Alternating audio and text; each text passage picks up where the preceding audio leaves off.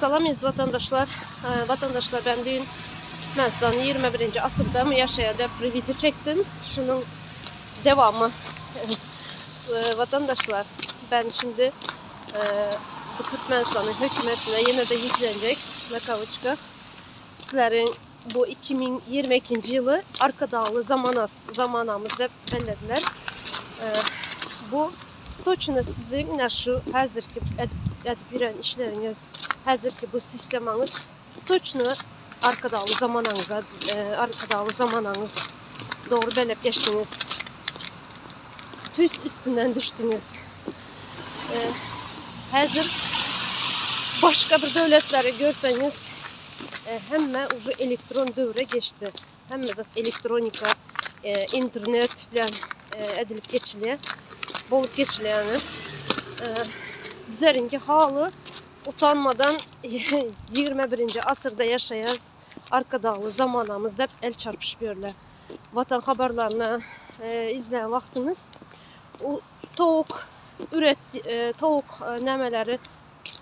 üretip başladık.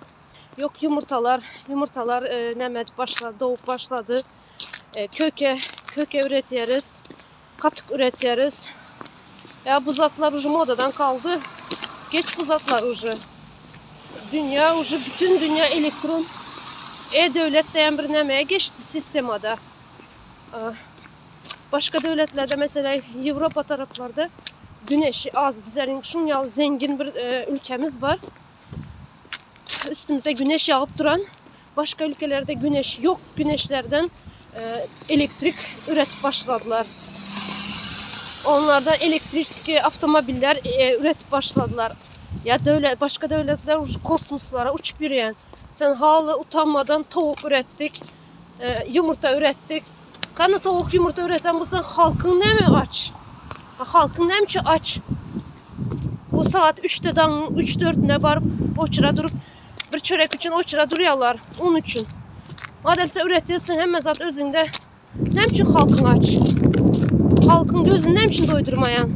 Ya da o tavukları, yumurtaları aç ministerlerinle özü mü yiyen? Ya utanmadan bu zatlara aydıp çapak çalışıyorsunuz ya. Utanın biraz. Sağ olun vatandaşlar, şu zatlar yadından çıkan. Bay bay.